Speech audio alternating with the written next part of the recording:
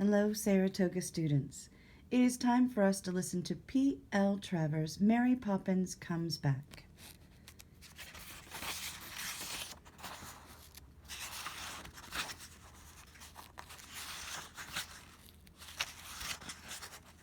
We will begin with Chapter 1, The Kite.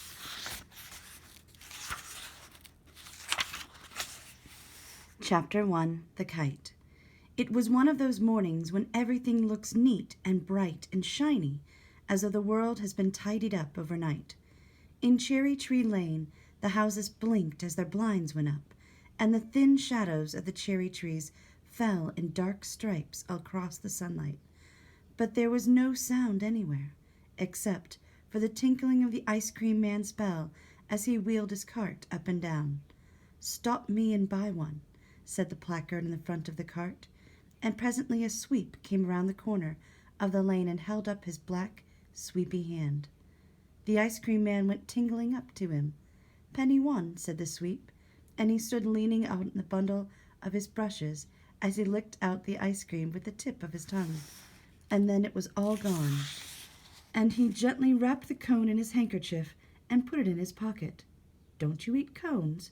said the ice cream man, very surprised. "No, I collect them," said the sweep, and he picked up the brushes and went in through Admiral Boom's front gate, because there was no tradesman entrance. The ice cream man wheeled his cart up the lane again and tingled. The stripes of shadow and sunlight fell on him as he went. "Never knew it so quiet before," he murmured, gazing from right to left and looking out for customers. At the very moment a loud voice sounded from number 17. The ice cream man cycled hurriedly up to the gate, hoping for an order. "I won't stand it. I simply will not stand it any more," shouted Mr. Banks, striding angrily from the front door to the foot of the stairs and back again. "What is it?" said Mrs. Banks anxiously, hurrying out of the dining room. "And what is that you're kicking up and down the hall?" Mr. Banks lunged out with his foot, and something black flew halfway up the stairs. "My hat," he said between his teeth. "My best bowler hat." He came up the stairs and kicked it down again. It spun for a moment on the tiles and fell at Mrs. Banks's feet. "Is anything wrong with it?" said Mrs. Banks, nervously, but to herself. She wondered whether there was not something wrong with Mr. Banks. "Look and see," he roared at her. Trembling, Mrs. Banks stopped and picked up the hat. It was covered with large, shiny, sticky patches, and she noticed it had a particular smell. She sniffed at the brim. "It smells like boot polish," she said. "It is boot polish," retorted Mr. Banks. "Robertson, I has brushed my hat with boot polish, with the boot brush. In fact, he has polished it." Mrs. Banks' mouth fell with horror. "I don't know what's come over this house," Mr. Banks went on. "Nothing ever goes right. Hasn't for ages. Shaving water too hot, breakfast coffee too cold, and now this." He snatched his hat from Mrs. Banks and caught up his bag. "I am going," he said. "I don't know that I shall ever come back. I'll probably take a long sea voyage." Then he clapped his hat on his head, banged the front door behind him, and went through the gate so quickly that he knocked over the ice cream man, who had been listening to the conversation with interest. "It's your own fault," he said crossly. "You'd no right to be there." And then he went striding off towards the city, his polished hat shining like a jewel in the sun. The ice cream man got up carefully, and finding there were no bones broken, he sat down on the curb and made it up to himself by eating a large ice cream. "Oh, dear," said Mrs. Banks as she heard the gate slam. "It's quite true. Nothing does go right nowadays. First one thing and then another. Ever since Mary Poppins left, without a word of warning, everything has gone wrong." She sat down at the foot of the stairs and took out her handkerchief and cried into it. As she cried, she thought of all that had happened since the day when Mary Poppins had so suddenly and so strangely disappeared. "Here, one night, and gone the next. Most upsetting," said Mrs. Banks, gulping. Nurse Green had arrived soon after, and had left the end of of a week, because Michael had spat on her. She was followed by Nurse Brown, who went out for a walk one day and never came back. It was not until later that they discovered that all the silver spoons had gone with her. And after Nurse Brown came Miss Quigley, the governess, who had to be asked to leave because she played scales for 3 hours every morning before breakfast, and Mr. Banks did not care for music. "And then," sobbed Mrs. Banks into her handkerchief, "there was Jane's attack of measles, and the bathroom geyser bursting, and the cherry trees ruined by frost, and—" If you please, ma'am." Mrs. Banks looked up to find Mrs. Brill, the cook, at her side. "The kitchen flue's on fire?" Mrs. Brill said Mrs. Brill gloomily. "Oh, dear, what next?" cried Mrs. Banks. "You must tell Robertson I to put it out. Where is he?" "Asleep, ma'am, in the broom cupboard. And that boy's asleep. Nothing will wake him." "Not if it's an earthquake or a regiment of tom-toms," said Mrs. Brill, and she followed Mrs. Banks down the kitchen stairs. Between them they managed to put out the fire, but it was not the end of Mrs. Banks' troubles. She had no sooner finished luncheon than a crash, followed by a loud thud, was heard from upstairs. "What is it now?" Mrs. Banks rushed out to see what had happened. "Oh, my leg! My leg!" cried Ellen, the housemaid. She sat on the stairs, surrounded by broken china, groaning loudly. "What's the matter with it?" said Mrs. Banks sharply. "Broken," said Ellen dismally, leaning against the banister. "Nonsense, Ellen. You sprained your ankle, that's all." But Ellen only groaned again. "My leg is broken. What shall I do?" she wailed over and over again. At that moment, the shrill cries of the twins sounded from the nursery. They were fighting for possession of a blue celluloid duck. Their screams rose thinly above the voices of Jane and Michael, who were painting pictures on the wall, arguing whether a green horse should have a purple or red tail. And through the uproar sounded like a steady beat of a drum, the groans of Ellen the housemaid. "My leg is broken. What shall I do?" "This," said Mrs. Banks, rushing upstairs, "is the last straw." She helped Ellen to bed, put a cold water bandage around her ankle, and she went up to the nursery. Jane and Michael rushed at her. "It should have a red tail, shouldn't it?" said Michael. "Oh, Mother, don't let him be so stupid. No horse has a red tail, has it?" "Well, what horse has a purple tail? Tell me that," he screamed. "My duck!" shrieked John, snatching the duck from Barbara. "Mine, mine, mine!" cried Barbara, snatching it back again. "Children! Children!" Mrs. Banks was wringing her hands in despair. "Be quiet, or I shall go mad!" There was silence for a moment, as they stared at her with interest. Would she really? They wondered. And what would she be like if she did? "Now," said Mrs. Banks, "I will not have this behavior. Poor Ellen has hurt her ankle, so there is nobody to look after you. You must all go to the park and stay there until tea time. Jane and Michael, you must look after the little ones. John, let Barbara have the duck now, and you can have it when you go to bed. Michael, you may take your new kite. Now get your hats, all of you." "But I want to finish my horse," began Michael. "Why must we go to the park?" complained Jane. "There's nothing to do there." "Because," said Mrs. Banks, "I must have peace, and you will go quietly and be good children where there will be coconut cakes for tea." And before they had time to break out again, she'd put on their hats and was hurrying them down the stairs. "Look both ways," she called as they went through the gate, Jane pushing the twins in the perambulator and Michael carrying his kite. They looked to the right. There was nothing coming. They looked to the left. Nobody but the ice cream man, who was jingling his bell at the end of the lane. Jane hurried across, and Michael trailed after her. "I hate this life," he said miserably to his kite. "Everything always goes wrong." Jane pushed the perambulator as far as the lake. "Now," she said, "give me the duck. The twins shrieked and clutched it at either end. Jane uncurled their fingers.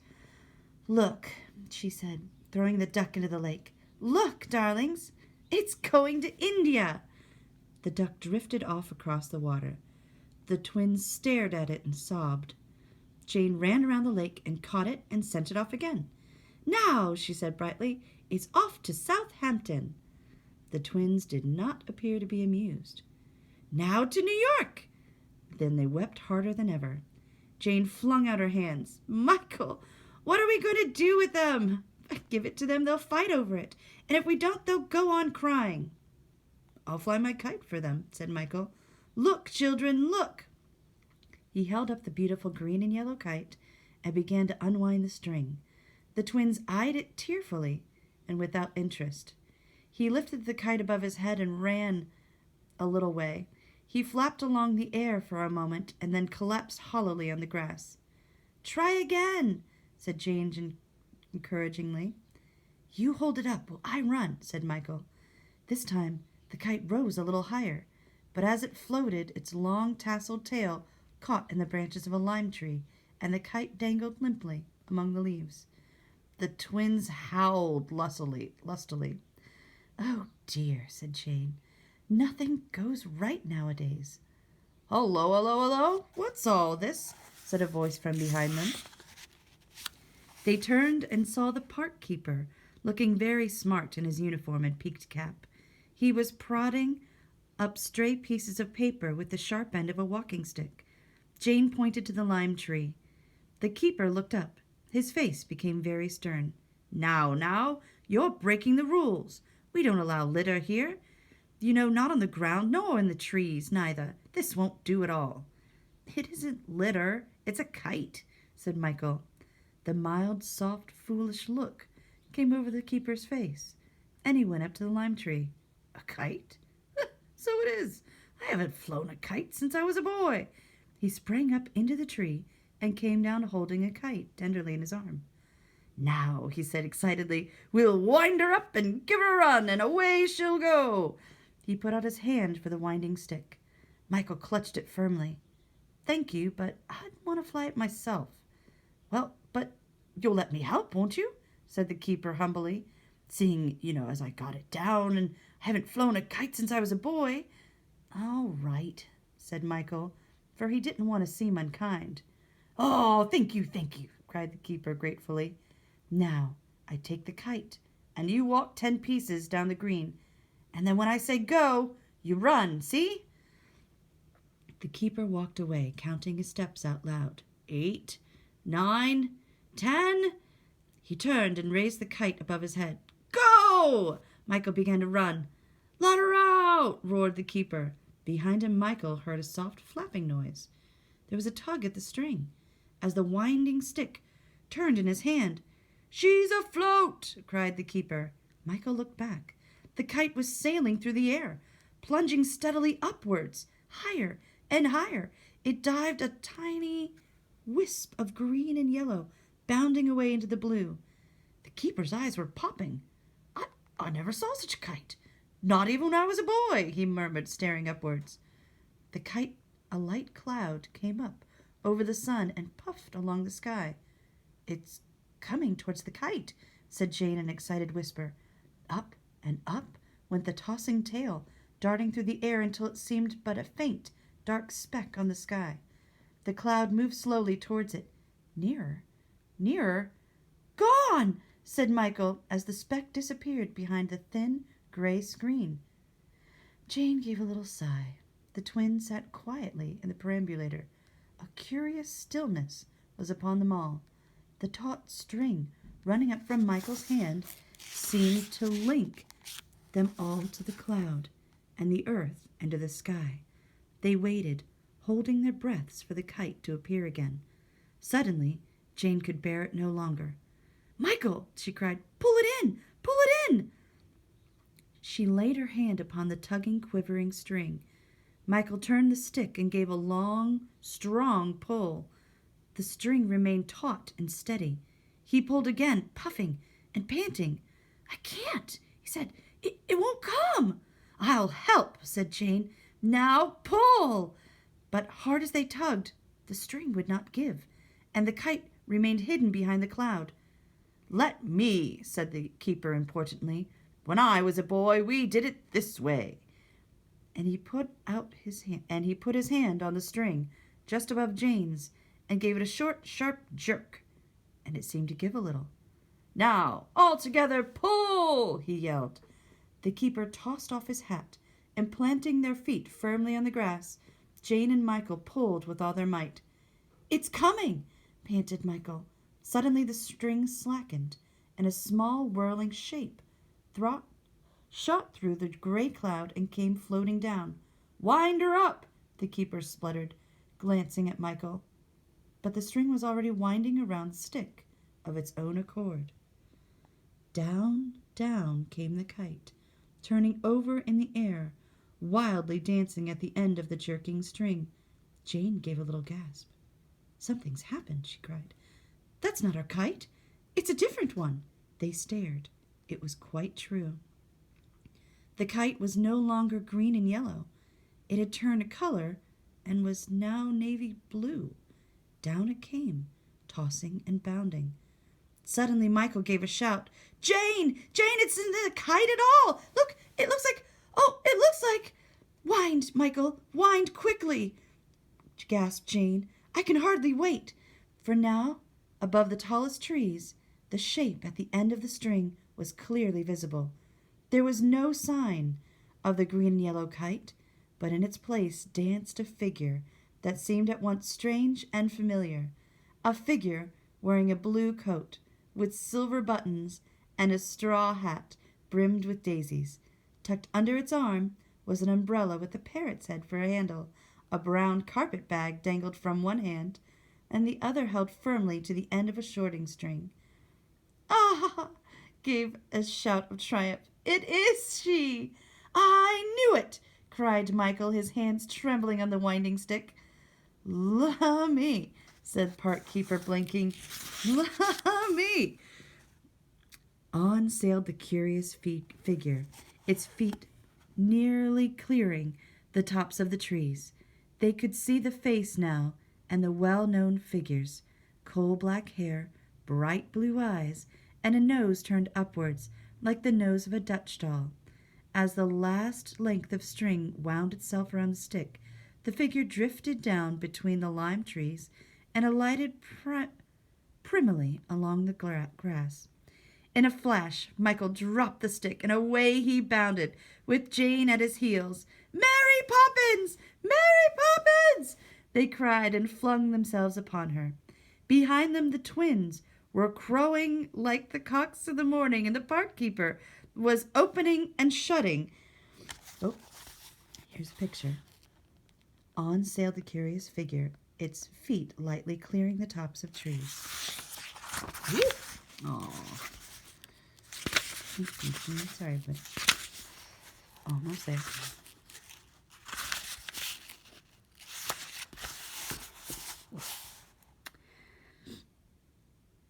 His mouth as though he would say something, but could not find the words.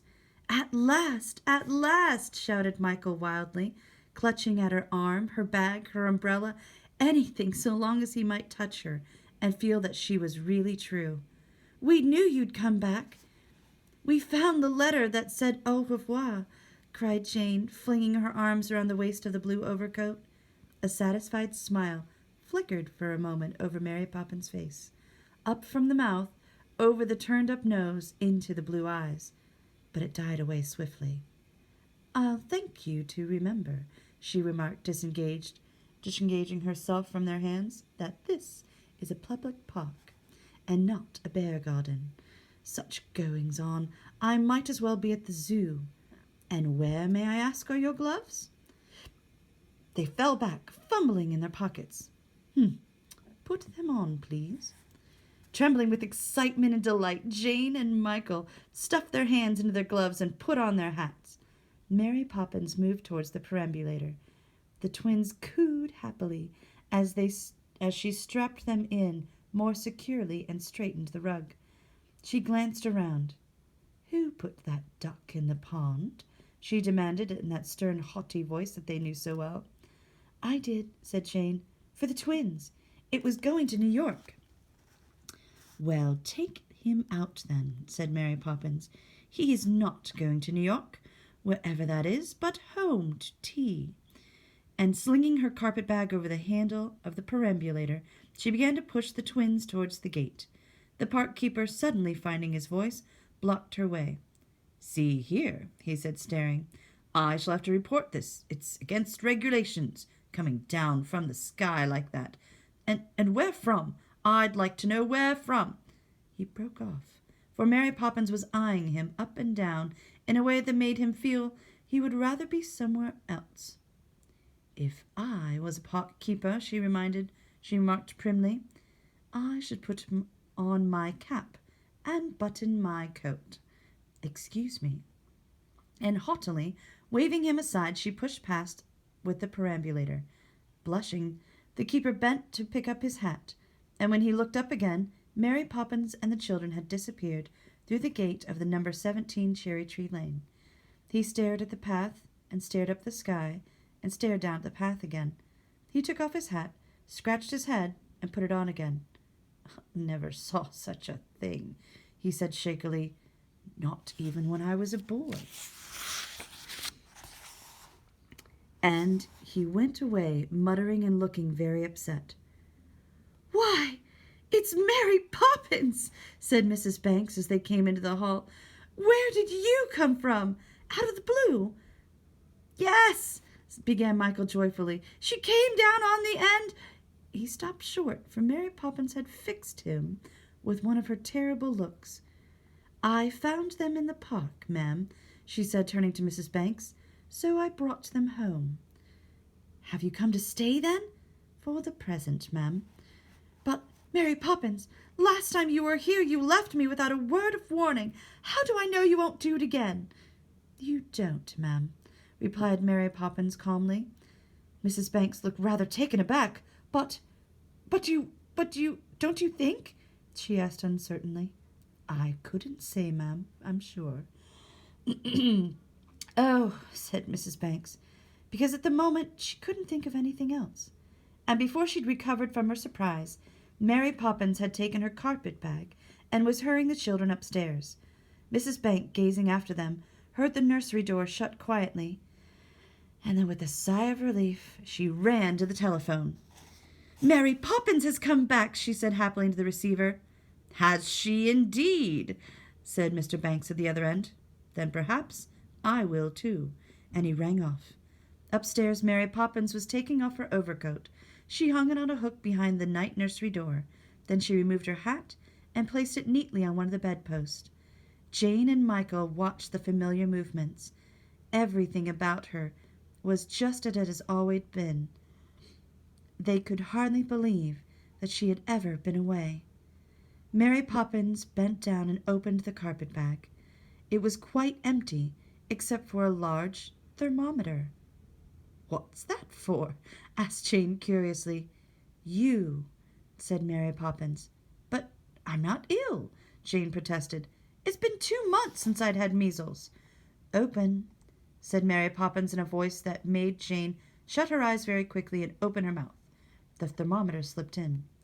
"I want to know how you've been behaving since I went away," remarked Mary Poppins sternly, and she took out the thermometer and held it up to the light. "Careless, thoughtless, and untidy," she read aloud, and Jane stared. "Huh," said Mary Poppins, and thrust the thermometer into Michael's mouth. He kept his lips tight pressly upon it until she plucked it out and read, "A very noisy, mischievous, and troublesome little boy. I am not," he said angrily. For answer, she thrust the thermometer under his nose, and he spelt out the very red letters, AVERYNOIS. "You see," said Mary Poppins, looking at him triumphantly. She opened John's mouth and popped in the thermometer. "Peevish and excitable. That was John's temperature. And then Barbara was taken was taken when Mary Poppins read out loud, "Thoroughly spoiled." "Humph! It's about time I came back." She popped it in quickly in her own mouth, left it there for a moment, and took it out. "A very excellent and worthy person, thoroughly reliable in every particular." A pleased and conceited smile lit up her face as she read her temperature aloud. "I thought so," she said priggishly. "Now, tea and bed." It seemed to them no more than a minute before they had drunk their milk, eaten their coconut cakes, and were in and out of the bath. As usual, everything that Mary Poppins did had a speed of electricity.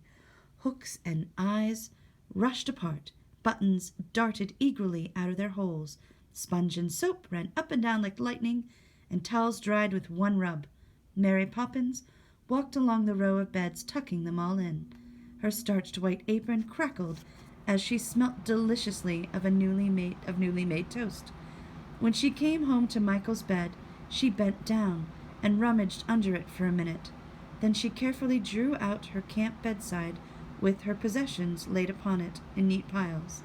The cake of sunlight soap, the toothbrush, the packet of hairpins, bottle of scent, a small folding armchair, box of throat lozenges, also the 7 flannel nightgowns, 4 cotton ones, the boots, the dominoes, 2 bathing caps, and the postcard album. Jane and Michael sat up and stared. "Where did they come from?" demanded Michael. "I've been under my bed simply hundreds of times, and I know they weren't there before." Mary Poppins did not reply. She had begun to undress. Jane and Michael exchanged glances. They knew it was no good asking, because Mary Poppins never explained anything. She slipped off her starched white collar and fumbled at the clip of chain around her neck. "What's inside that?" inquired Michael, gazing at the small gold locket that hung at the end of a chain. "A portrait." We're going to pause at page 21.